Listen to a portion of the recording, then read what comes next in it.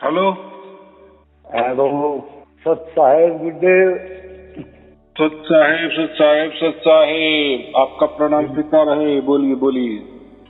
अजय गुरु जी, मैंने आपने जो शिक्षा दी है, जो मैं चाहता था वो मेरे को मिल गई। हाँ हाँ हाँ। मैं बहुत दिनों से तलाश में था।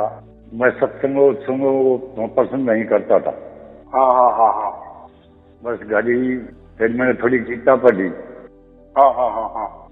तो गीता में श्री कृष्ण जी ने भी यही कहा, अगर कोई आपको संतुष्ट गुरु नहीं मिले, हाँ हाँ। इतने मेरा ही नाम ले लो, चलते फिरते उठते बैठते, और कोई भक्ति तो करनी नहीं। तो जी मैं 1-1.5 महीनों तक इसका नाम लिया। हाँ हाँ। फिर मेरा जो लड़का है, हाँ हाँ। बड़े वाला, हाँ हाँ। उसने भी आपसे शिक्षा ले रखी थी। उसने मेरे को एक दिन बताया, अब बाबा से प्रवर्तन सुनो कर तू।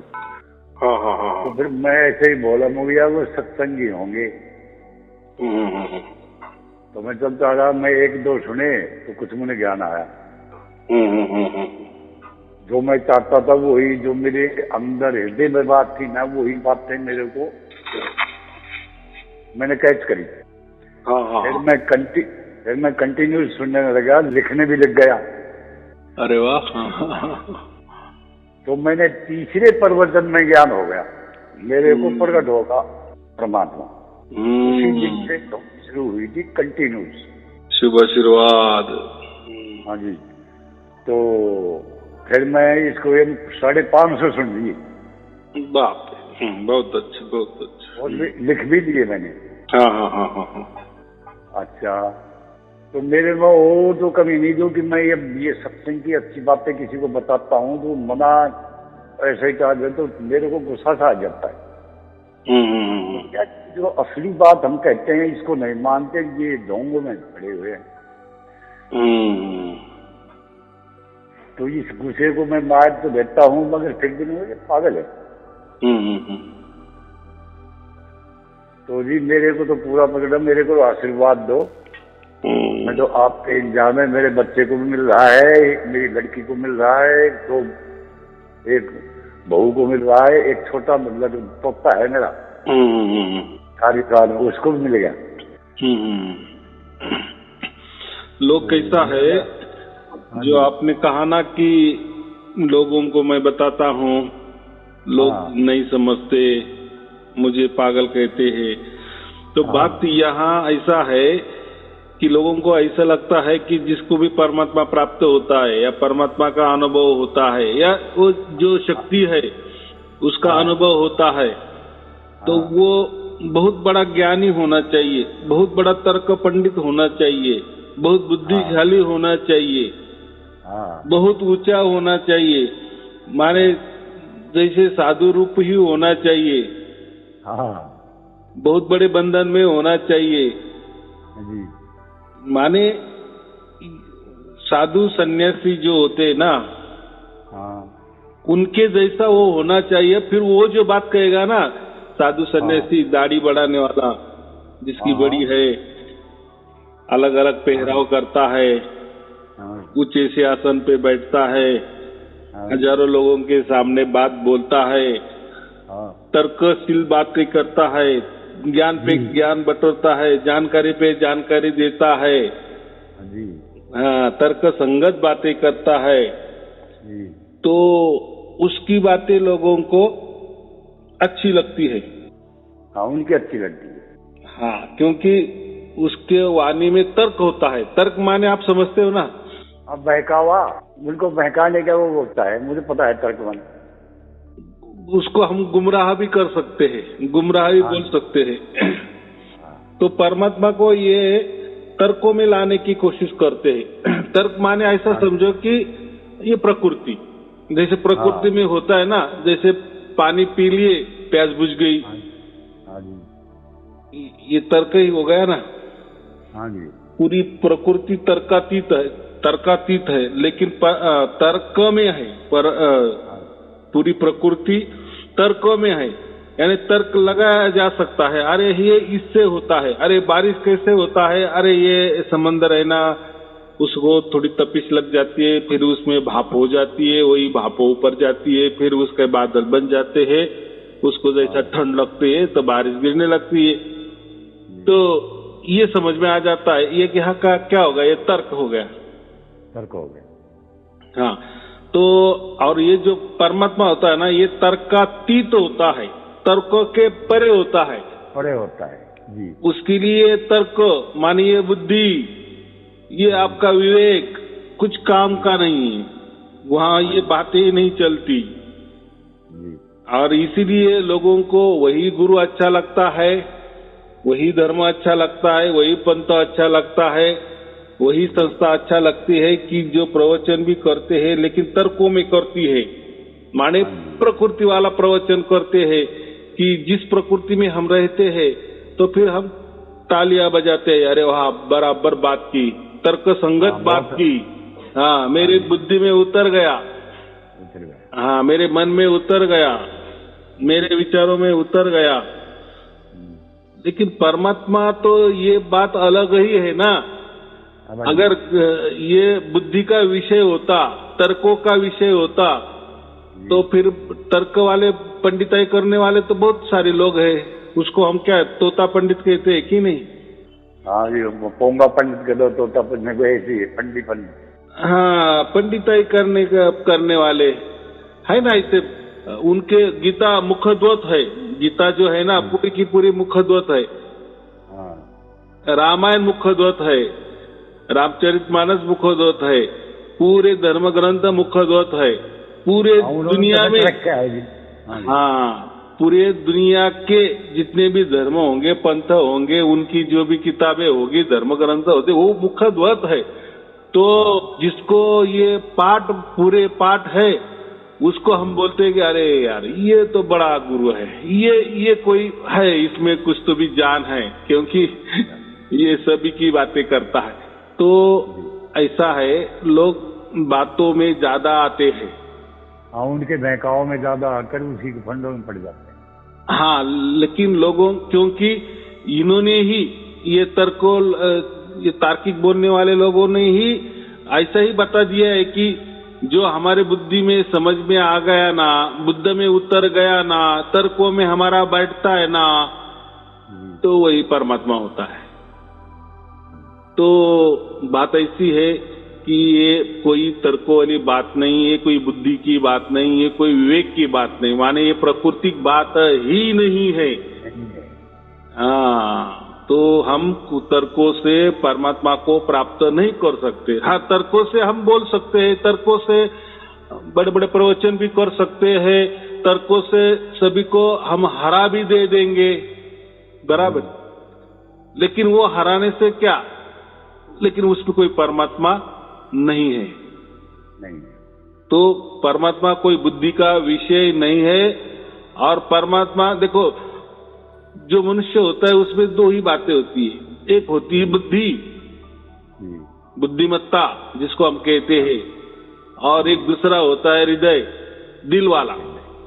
एक तो दिल, कोई भी आदमी, फिर स्त्री हो पुरुष हो, एक दिल से बात करता है या दिमाग से बात करता है, बराबर। तो मैंने तो कहा कि जो तर्कों में बातें करते हैं वो दिमाग वाली बात होती है, लोगों को समझ में आती है, उनके अंदर उतर जाती है, फिर वो बोलते हाँ ये बढ़िया बात की हुई इसने, बराबर मेरे दिमाग में बराबर आ गया। और कोई दिल को छू लेने वाली बात करते हैं, दिल से बात करते हैं, हृदय से बात करते हैं, फिर वो जो भी बात करता है हम यहाँ रोने लगते हैं।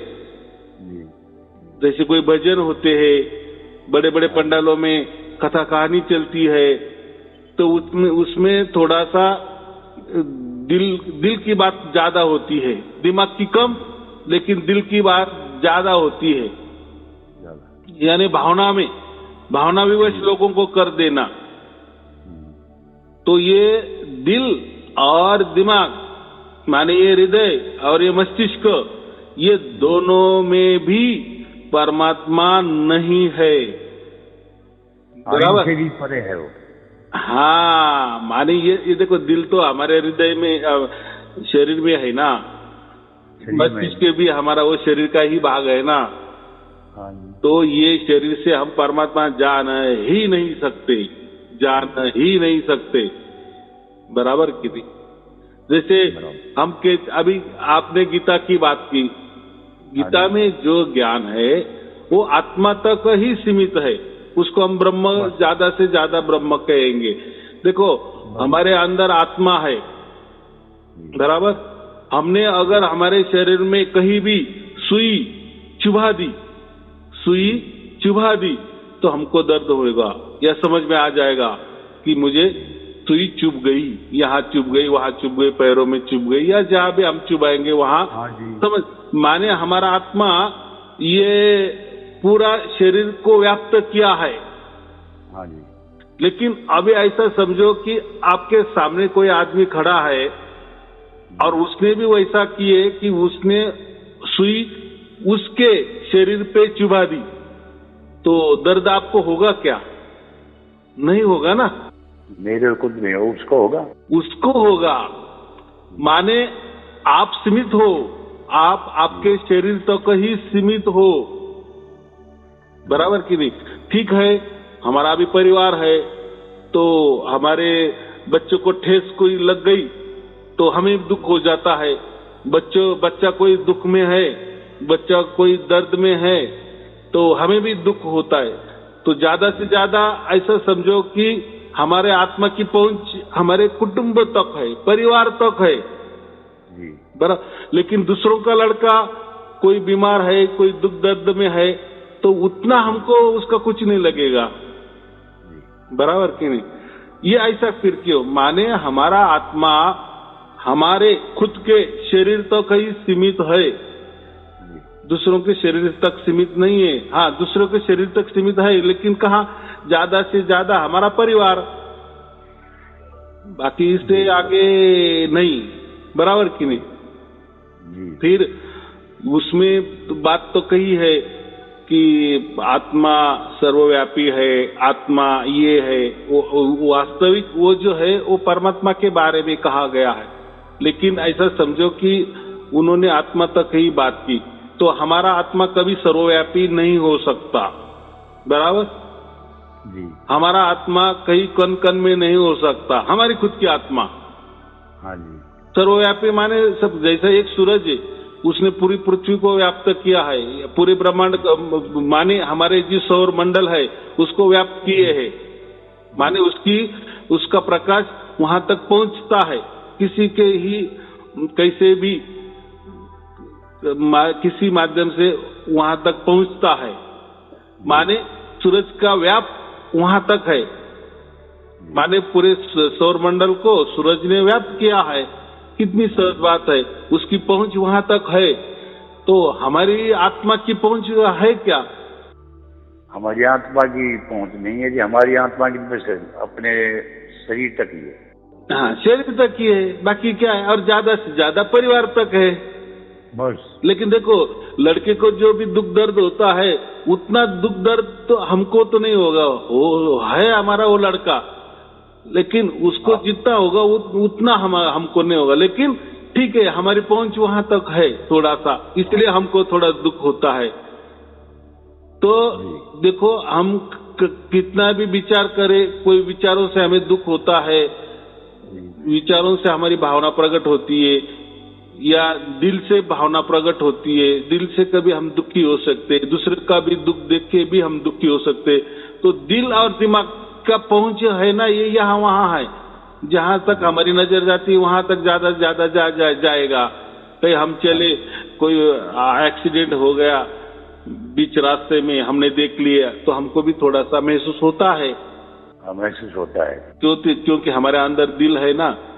तो थोड़ी वो भी ऐसा समझो कि वहां तक, क्योंकि आंखें वहां तक गई इसलिए वो दुख हमें हो गया ना।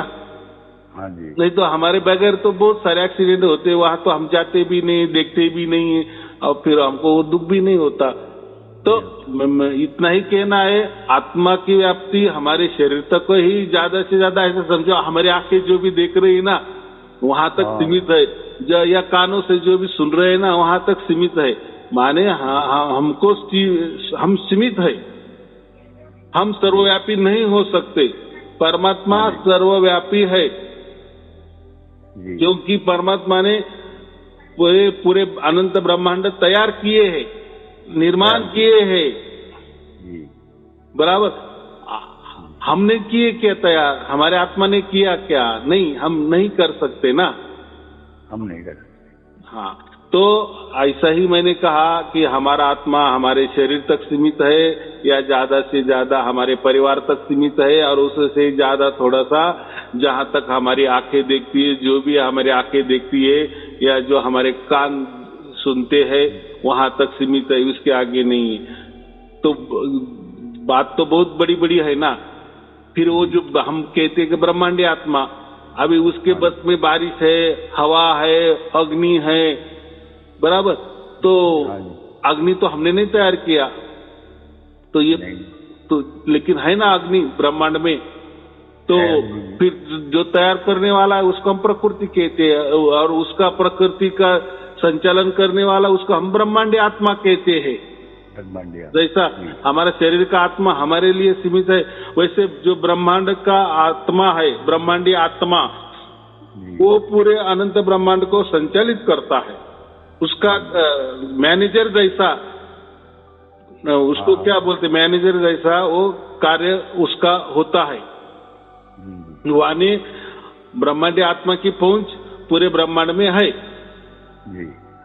हम तो कोई ब्रह्मांडी आत्मा नहीं है, हमारी पहुंच, हमको मालूम है ब्रह्मांड की आत्मा माने जो ब्रह्मांडी आत्मा हम जिसको कहते हैं, वो पूरे ब्रह्मांड पर उसका राज है, उसका कार्य करता है और बराबर चल रहा है।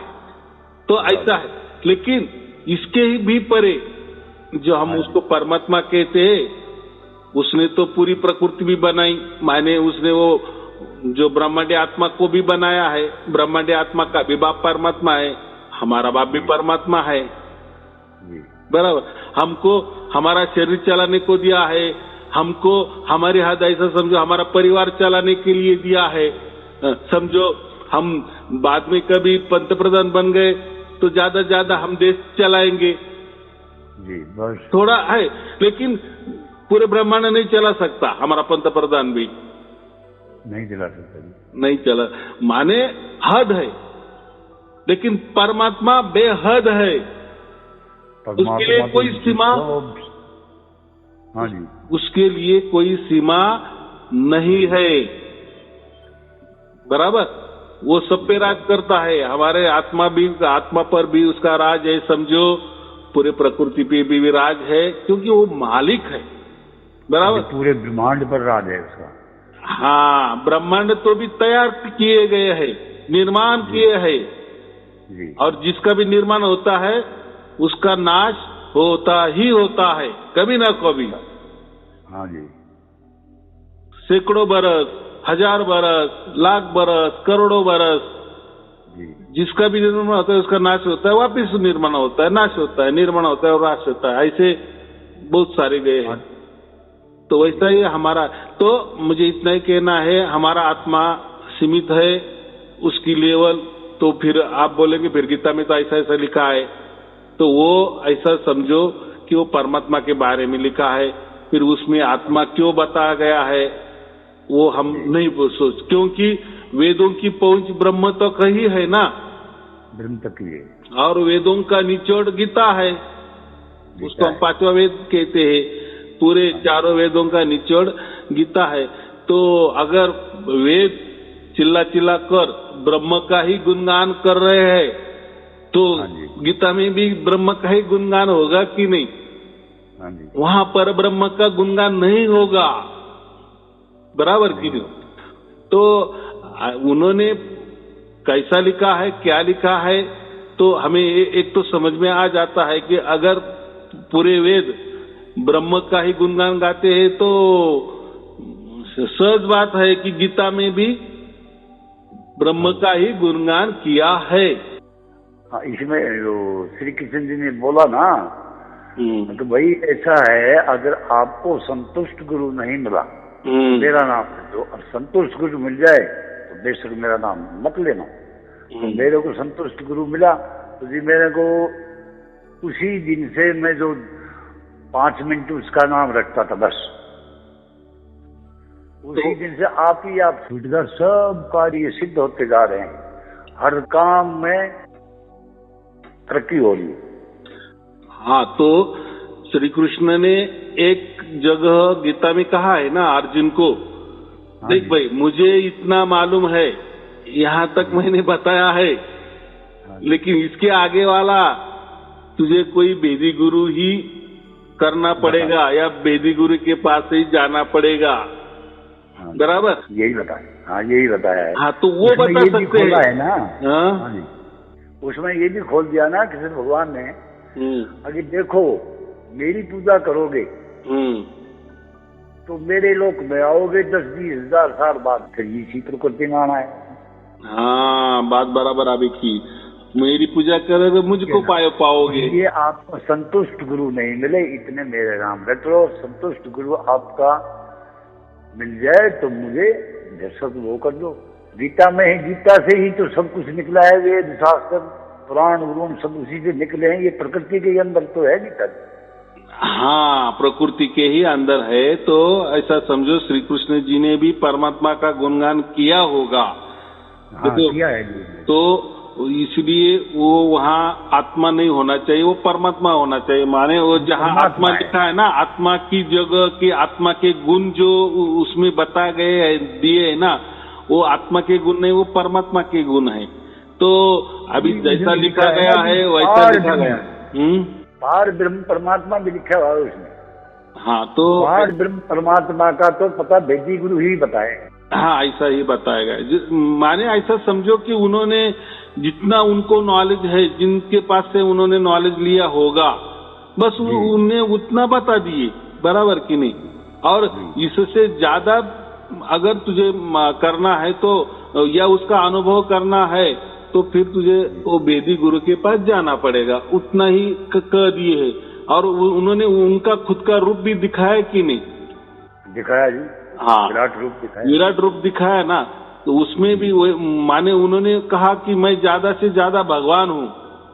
बस भगवान माने धरती पे जो आता है और जो कार्य करके चला जाता है, निमित्त मात्र आता है, निमित्त का काम के लिए आता है और वो चला जाता है। एक प्रकार का उसको हम ब्रह्मांडीय आत्मा कहते हैं, उसको ही ब्रह्मांडीय आत्मा कहते हैं। इसलिए उसके विराट रूप में पूरी प्रकृति दिखाई है। हाँ जी। अच्छी बुरी जो भी कुछ है वो सब कुछ दिखाया दिया है। माने ऐसा समझो उनकी पहुंच वो विराट तक ही है।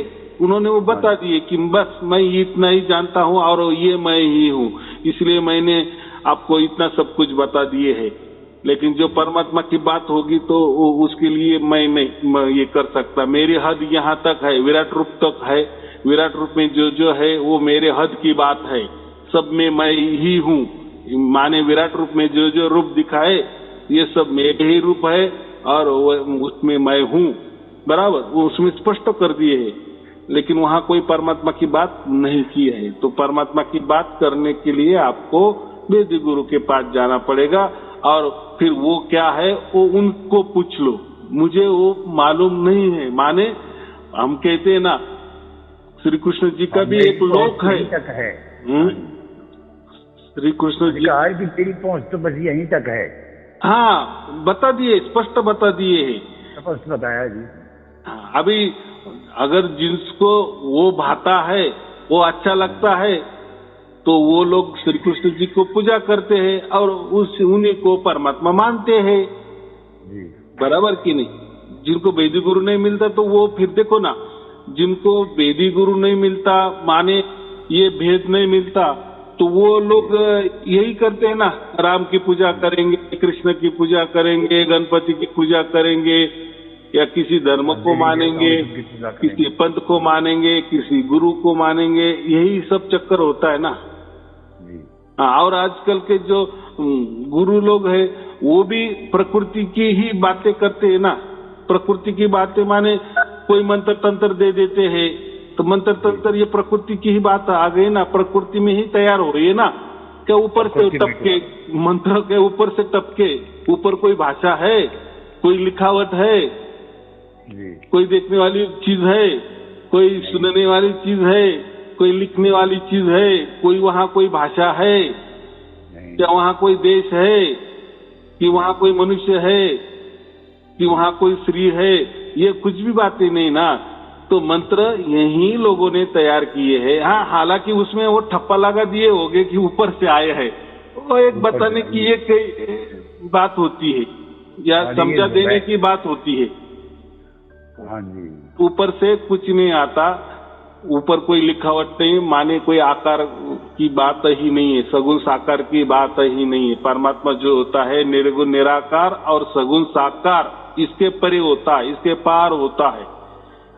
तो ये दोनों बातें इसमें नहीं आती है। तो ये बात है, ये हमें समझाना है। हमारी पहुंच कहाँ तक है, मनुष्य की पहुंच कहाँ तक है, मनुष्य आत्मा की पहुंच कहाँ तक है, ब्रह्मांडीय आत्मा की पहुंच कहाँ तक है। तो किसी की भी, दोनों की भी, हमारी आत्मा समझो या ब्रह्मांडीय आत्मा समझो, इनकी पहुंच इनके तो कहीं ही सीमित है, बराबर। इनको जो अधिकार दिया है वहां तक सीमित है, लेकिन किसी की भी पहुंच परमात्मा तक नहीं है। लेकिन परमात्मा की पहुंच सबके यहाँ है क्योंकि उससे तैयार किया है ना। देखो, हमारा बच्चों ने घर बनाया है, नया घर बनाया है, तो हम उसके घर में हक से जा सकते हैं ना। जी, जा सकते हैं, हमारा हक है, क्योंकि मेरा बच्चा है ना जी। तो मेरे बच्चे के यहाँ मैं नहीं जाऊंगा, ऐसा कैसा होगा? जा सकता है। तो वैसा ही परमात्मा ने अनंत ब्रह्मांड बनाए हैं, तो उसने निर्माण किए हैं, तो उसका हक भी बनता है कि नहीं? उसमें वो जा भी सकता है कि नहीं जा सकता? जा सकता है।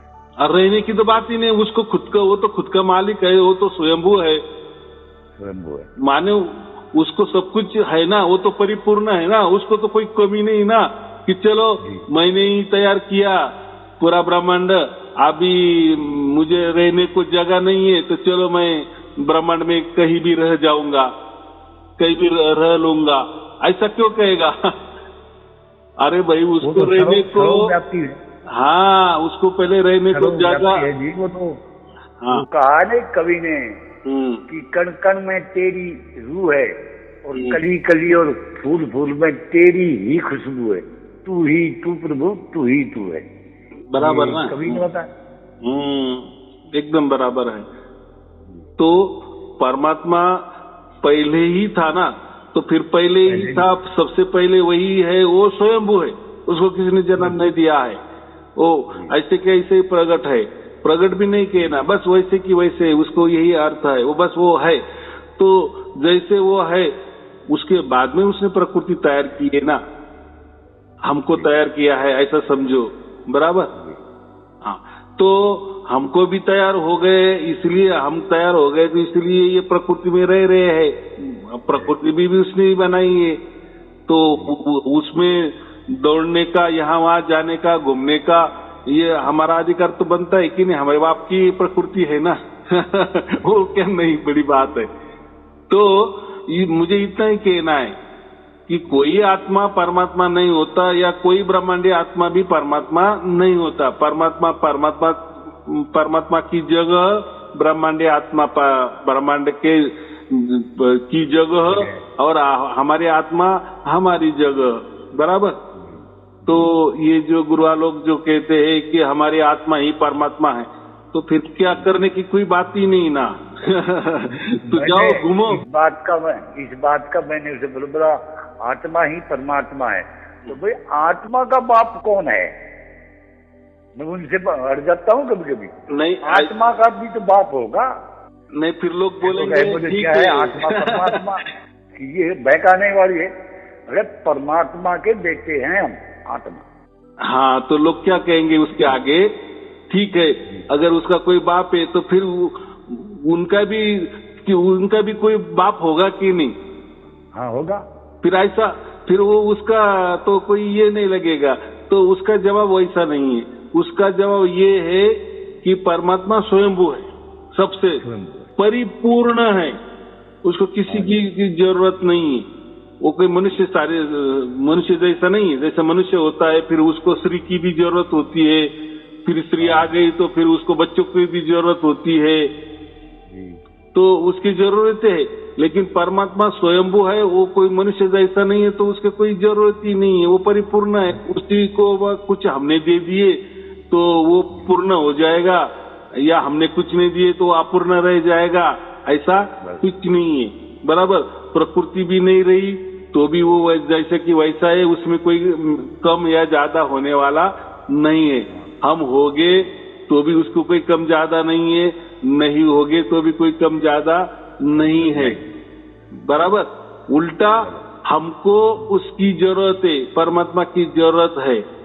अगर हमको परमात्मा की जरूरत नहीं है तो परमात्मा का कोई आपको बुलावा नहीं भेजेगा कि भाई मेरे पास आ, तुझे प्रकृति अच्छी लग रही है, तुझे घूमने के लिए, दौड़ने के लिए, मजा मारने के लिए प्रकृति बनाई है। अच्छा काम कर, अच्छा फल पाएगा, बुरा काम करेगा, बुरा फल पाएगा, दुख में होगा, तो फिर मेरी जरूरत भी क्या है। लेकिन जब जिसका भाग्य बनता है, जिसका विवेक जगता है कि नहीं अभी प्रकृति में घूमना बहुत हो गया, 84 लाख योनि हमने बहुत घूमे, और हमारे सामने यह है ना जीव जंतु, कीड़े मकोड़े, प्राणी, पशु, पंछी, वृक्ष हम देख रहे हैं ना, तो वो भी कभी न कभी इंसान होंगे कि नहीं, फिर उनको क्यों वो योनि मिली, माने हम भी कभी न कभी उस योनि में होंगे ना। हाँ जी। लोग बोलेंगे हम कैसे क्या तय कर रहे कि 84 लाख योनि होगी ही हमें, या हमने बहुत बार भटका किए है। भाई फिर देखो ना, आंखों से देखो ना, ये कीड़े मकोड़े, जीव जंतु, पशु पंछी, वृक्ष, ये सब कुछ है ना आपके सामने। फिर उन्होंने क्या अन्याय किया है, वो क्यों हमारे जैसे नहीं है, या हम क्यों उनके जैसे नहीं है ना। कुछ तो भी प्राणी होगी कि नहीं, वो क्यों प्राणी बन गए, हम क्यों मनुष्य बन गए। तो ऐसा है कि ये बराबर श्रृंखला है, ये बराबर प्रणाली है। हम अभी मनुष्य है, अगर इसमें हमने नहीं समझदारी की या नहीं समझे तो डिफॉल्ट हम ये इसमें ही जाने वाले, इसको 84 लाख योनि कहते हैं। हाँ, यही तक काटते रहेंगे, यही काटते रहेंगे, कोई जाओ मत, और परमात्मा को आपको कोई बुलाएगा नहीं। लेकिन जब हम ये योनि में जाते हैं ना, तब ऐसा समझो कि कभी न कभी लगता है अरे ये मनुष्य देखो ना कैसे मजे मार रहा है, साले हमको तो बांध के रखा है इन्होंने, या छोड़ के भी रखा है, तो हमको खाने को भी मिलता नहीं, कभी सूखा हो जाता है तो कभी गीला हो जाता है, और ऐसे धूप में रहना पड़ता है, ठंड में रहना पड़ता है। ये देखो ये मस्त मजे मार, तो कुछ तो भी उनको लगता होगा कि नहीं हम भी मनुष्य बन जाएंगे, कभी कभी बनना चाहिए, तो बनते जैसे उनके हिसाब से कभी न कभी वो भी उनका हिसाब पूरा हो जाने के बाद उनको मनुष्य जन्म मिल जाता है। अभी मिल गया मनुष्य जन्म, वापिस हमने अगर कुत्ता पाल लिए, बिल्ली पाल लिए, या उनसे मोह रखने लगे, वृक्ष से मोह रखने लगे, प्रकृति में मोह रखने लगे, मूर्ति में मोह रखने लगे, यानी जड़ जो है, ये शरीर जो है, या गुरु का शरीर है, उसमें ही हमने मोह रखे, या प्रॉपर्टी में पैसा पानी, इसमें ही हमने मोह रखे। माने इसका मतलब आपको प्रकृति की ही ज्यादा इसमें दिलचस्पी है, बराबर। तो फिर जिसमें आपकी दिलचस्पी है, जिसमें आपकी वासना है, तो मरने के बाद वही आपको प्राप्त हो जाएगा कि नहीं, कितनी सहज बात है।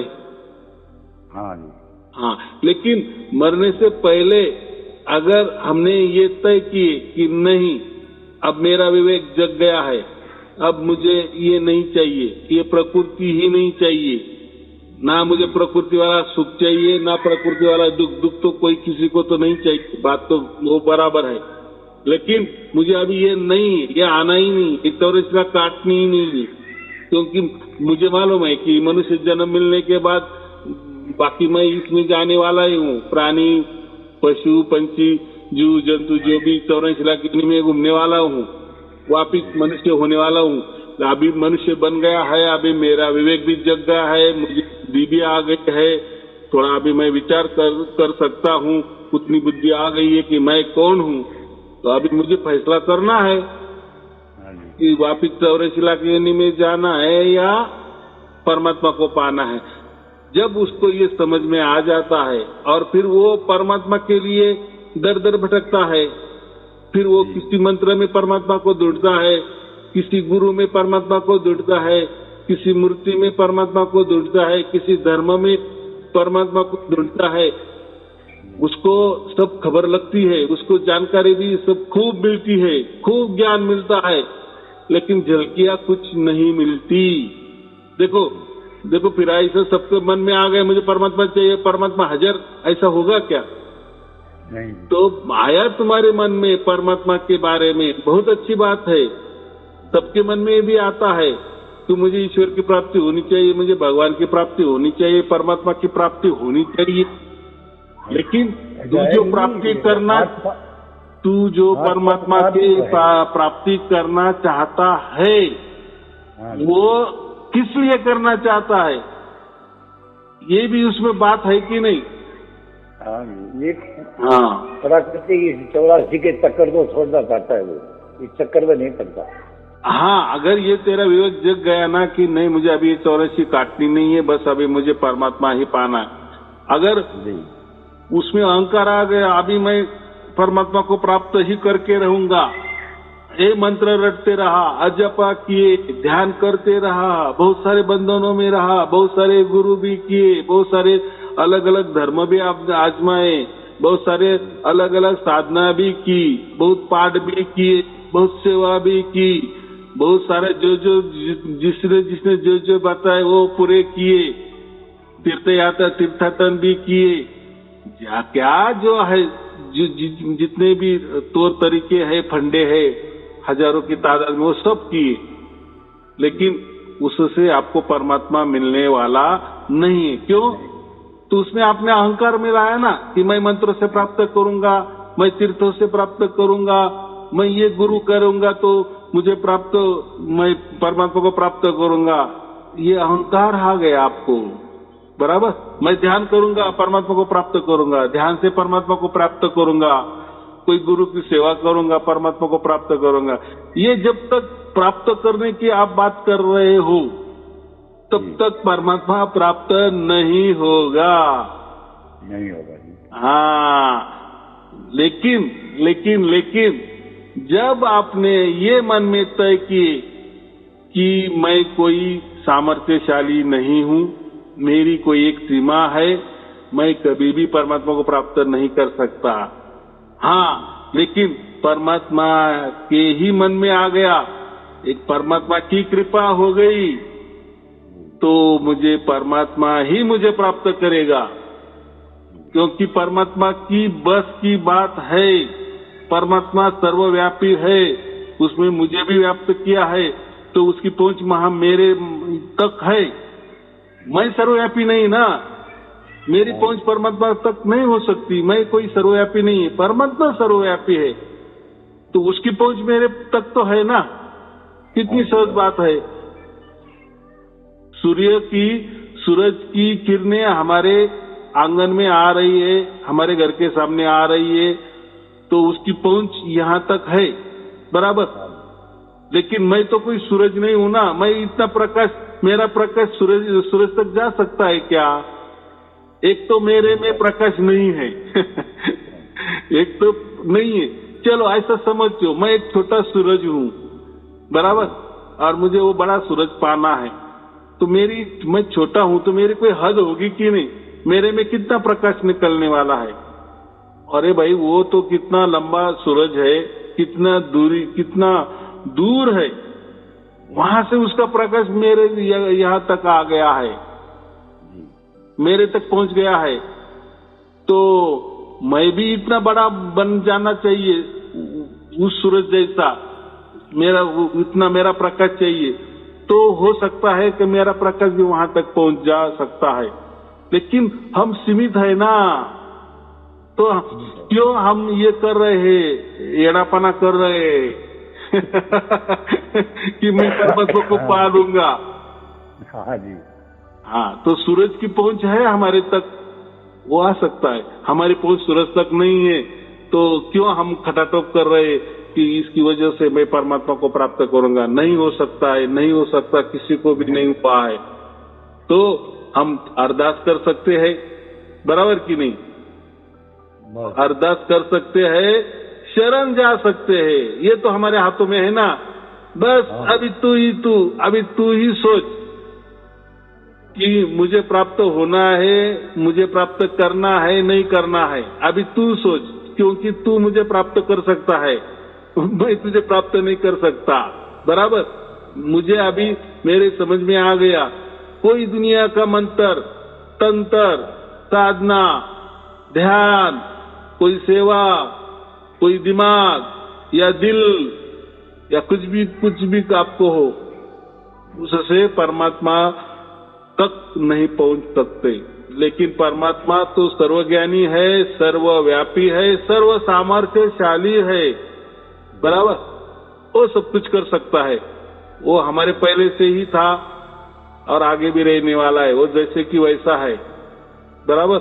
हम तो कल क्या खाए वो भी भूल जाते हैं, लेकिन उसको सब पता है हमारे बारे में, उसको सब पता है, तो कृपा करेगा वही।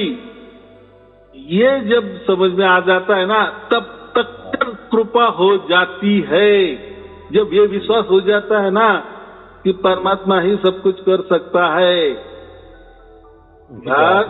हो जाता है। कितनी सहज बात है।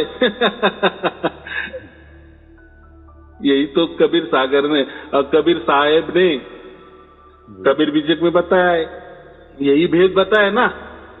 लेकिन देखो आज कल के गुरु भेद के नाम पे क्या क्या भेद दे रहे। ये मंत्र ले लो, यही भेद है परमात्मा पाने का। ये साधना ले लो, यही भेद है। ये ध्यान ले लो, यही भेद है। भाई कितने फंडे करो, जितने दुनिया में उपलब्ध फंडे उससे नहीं होने वाला। हाँ बोलो। लिखा है ना, जो है जो तू है, तू ही तू प्रभु, तेरे सिवाय कुछ नहीं है। हाँ, ये होना चाहिए। तो होता है, सब कुछ होता है, उसके ऊपर सौंप दो और फिर वो हमें प्राप्त कर लेता है, तो बाकी उसके साथ सब कुछ फिर आ जाता है। जो भी कुछ क्या बोलते हैं, जो भी होने वाला है तो वो हो ही जाता है। हो ही जाता है। हाँ, जो करता है वो करता है, जो कुछ है वो उसका है ना, बराबर उसका ही है ना। हमारा क्या है, हम क्या लाए थे? मैं तो कह देता हूँ, एक है परमात्मा, काया तेरी माया तेरी, सब कुछ ही तेरा है। तेरा तू अर्पण है, क्या लागे मेरा। एकदम बराबर, सब के कुछ कर दिया, उसका ही है ना। हम क्या एक ईंट भी बना नहीं सकते, कुछ नहीं बना सकते, हम पत्थर भी नहीं बना सकते, तो फिर उसका ही है ना सब कुछ। ये तो हमने व्यवहार में नाम लगा दिए, इसका मैं मालिक हूँ, उसका मैं मालिक हूँ। ये तो ऐसे नाम लगा दी में है उसका। हाँ, लेकिन उसका ही है, वही कर जाने। फिर वो जब प्राप्त हो जाता है, फिर उसके जो बेनिफिट्स है वो भी हमें मिलते हैं। लेकिन उस लालच से कभी नहीं करना कि परमात्मा मुझे मिल जाएगा तो मेरी लॉटरी लग गई, मुझे फिर करोड़ों करोड़ रुपए आ जाएंगे। तो ये झूठ बात है। ये करोड़ों करोड़ रुपए जो है ये प्राकृतिक है, बराबर। ये प्रकृति में बने हैं और इसका प्रकृति में नाश होने वाला है। ये कुछ काम का नहीं। देखो ना, बहुत सारे लोग अमीर रहते हैं, कभी उनका नंबर 1 भी आ जाता है, तो कभी दूसरे दिन उनका नंबर 2 भी हो जाता है, तीसरे महीने में उनका नंबर 10 भी हो जाता है, कभी उनका नंबर 100 में भी आ जाता है। तो देखो कैसा बदल रहा है। माने करोड़ों करोड़ रुपए होते हुए भी पूरे दुनिया में आप 1 नंबर के भी अमीर हो तो कभी 2 नंबर में आ जाएंगे, कभी 10 नंबर में आ जाएंगे, कभी 100 नंबर में आ जाएंगे, या कभी 100 नंबर से कभी 10 नंबर में आ जाएंगे, कभी 1 नंबर। माने इसमें सब हलचल है, कोई स्थिर नहीं है, कोई शाश्वत नहीं है, सब बदलाव है। तो ये बदलाव का नाम ही प्रकृति है ना। तो ये प्रकृति और ये तो जड़ है ना, ये तो पत्थर है ना, तो ये पत्थर को क्या पाना है, बराबर, उसमें क्या मान बढ़ाई है। लेकिन वो असली जो है ना, उसने हमको प्राप्त किए, तो इसके बड़ा क्या हुआ, हमारा जीवन में क्या हो गया। अरे हमको परमात्मा ने प्राप्त किए, परमात्मा हमको झलकियां दे रहा है, उस आनंद में हम डूब रहे हैं, हमारा आत्मा उसी आनंद में डूबा हुआ है, 24 घंटे निरंतर डूबा हुआ है। तो ये कितनी बड़ी बात हो गई, कितनी बड़ी सौगात मिल गई है, बराबर, ये होना चाहिए। नहीं तो कुछ भी जादूगरी जैसा कुछ भी 2 मिनट के लिए हो जाता है, 2 घंटे के लिए हो जाता है, वापिस फिर वो चला जाता है, वापिस दूसरे दिन अलग ही होता है।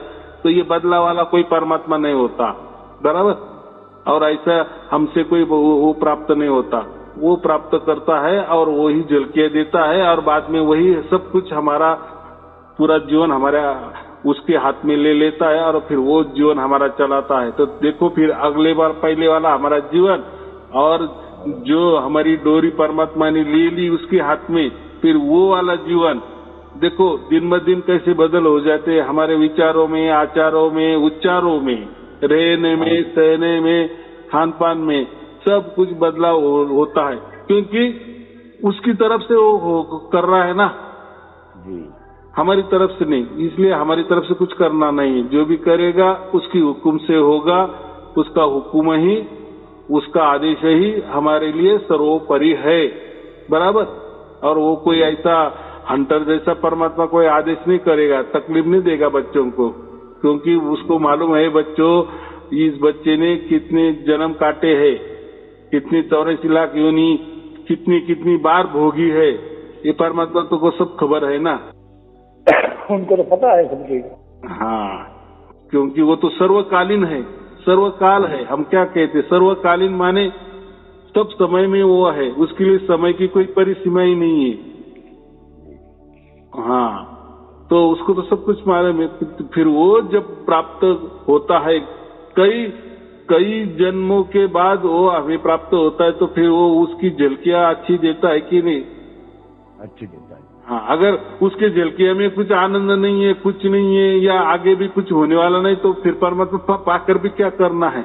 लेकिन नहीं, सब कुछ होता है और वही करता है। वो जीते जी ही हमको, उसने हमको चुन लिया है, जीते जी उसने उसके सब कुछ अधिकार दिए है, उसके परम धाम में हमारी जगह उसने ऐसा समझो राखीव कर दी है, हमारी जगह फिक्स कर दी है, बराबर।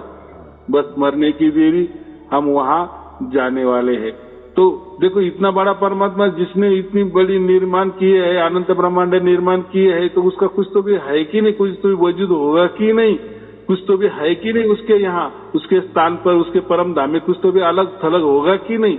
हम तो विचार नहीं कर सकते, क्योंकि ये विचार हमारी जो प्रकृति बुद्धि है ना, तो उसकी लालसा नहीं करनी। पहले परमात्मा को प्राप्त करो, बाद में तो है, बराबर कि नहीं। कोई अमीर आदमी है और उसको बच्चा हो गया, तो वो बच्चा डिफॉल्ट ही अमीर बन गया ना।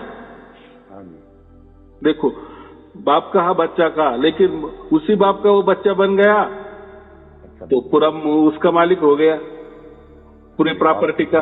वैसा ही है। तो पहले परमात्मा ने एक बार हमारा चुनाव किया, परमात्मा ने ही उसकी ओर से हमको उसका तोहफा दिया, उसकी सौगात दे दी, उसका विश्वास दे दिया। बस फिर वो जहां है उस परम धाम के हम भी मालिक बन गए कि नहीं, ऐसा समझने में क्या हर्ज है। तो ये थोड़ा समझ के चलना। फिर जो वो जहां वो होने है वो होना है, वो तो मैं भी नहीं कुछ बता सकता, कोई माइकलाल नहीं बता सकता, लेकिन है ये तो कम से कम समझ तो सकते हैं कि नहीं। जिसने इसने उतनी अनंत ब्रह्मांड निर्माण किया है, तो कुछ तो भी वो इससे भी बड़ा होगा कि नहीं, तो है, तो कुछ तो भी होगा कि नहीं, जरूर होगा। चलो ठीक है, आपको और आपके परिवार, हाँ बोलो। मैं आपके आशीर्वाद के इंतजार में था। मैं लड़के से बात कर रहा था, यार गुरुजी से बात करवा, बोलो करवाऊंगा। तो मैं रात को फोन किया आपके पास आज, तो उठाया नहीं। अब मैं सुबह अब किया तो तब पे उठ गया, फिर मैं आपसे बात की। हाँ, तो ऐसा है, इसलिए व्हाट्सएप दिए होता है ना, तो व्हाट्सएप में लिखना कि मुझे बात करनी है, तो फिर हम पहले पूछते हैं आपने कोई प्रवचन कितने सुने, क्या सुने, तो जो है वो सच बता देने का इतने है, हमको तो सब समझता ही है। हाँ देखो, हमारे पास जो है ना, आपने कितने फोन किए, हमने आपसे कितनी बात की है, कितनी बार बात की है, अपने क्या क्या सहयोग किया है, नहीं किया है, सब बायोडाटा हमारे पास होता है, हमारी टीम के पास, वो तो टीम देखती है।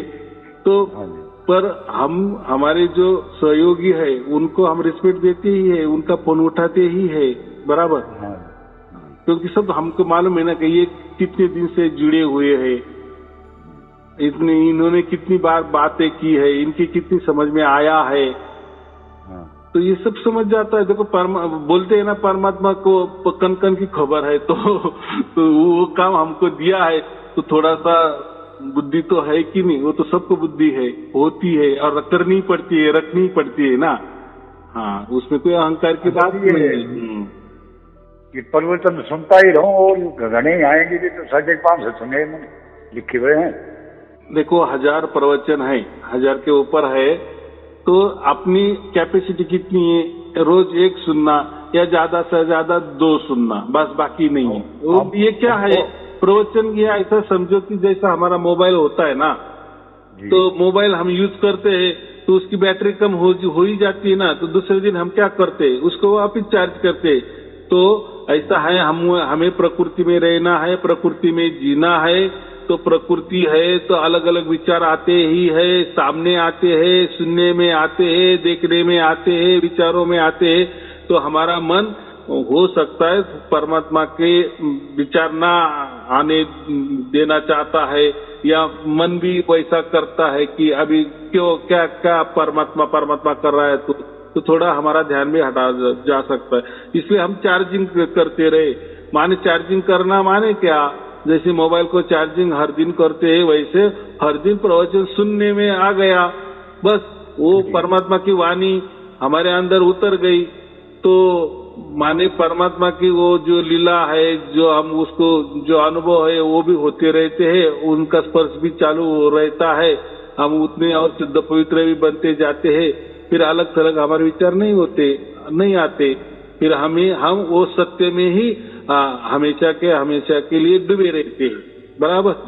हाँ, अगर नई प्रवचन सुने तो ये प्रकृति तो असत्य ही असत्य है, सब जादूगर ही जादूगर है, सब माया ही माया है, तो हो सकता है हम उसमें वापिस ये प्रकृति हमें अच्छी लग जाएगी, ऐसा होगा कि नहीं। इसलिए हम चार्ज रहते रहे, फिर चार्ज रहने के लिए वीडियो सुनना, बस, कितनी सोच बात है, बाकी कुछ करना नहीं, अभी जो कुछ करना है वो करने वाला है, बराबर।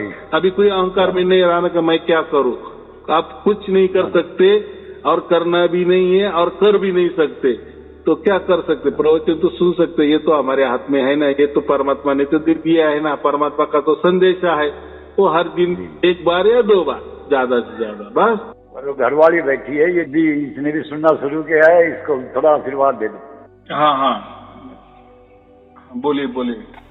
सत साहेब, इसलिए मैं लास्ट में आपको और आपके परिवार के लिए तो परिवार में आप भी आ गए, सब आ गए, सबके लिए शुभ आशीर्वाद रहता है। ये प्रवचन ही आप सुन रहे हो ना, बस यही आशीर्वाद है। जहाँ भी मेरा प्रवचन आप सुन रहे हो, वहाँ वो आशीर्वाद चल ही जाता है, सबके लिए आशीर्वाद है, ये कृपा दृष्टि है, बराबर। तो कोई चिंता की बात नहीं है, परमात्मा की कृपा दृष्टि जिसको भी सार शब्द प्राप्त हुआ उसके ऊपर तो विशेष रूप से होती ही है, क्योंकि वो खास उसका बच्चा होता है, बराबर, तो उससे वो ज्यादा प्यार करता है, ऐसा समझना। चलो, आपको और आपके परिवार के लिए शुभ आशीर्वाद। सत साहेब जी।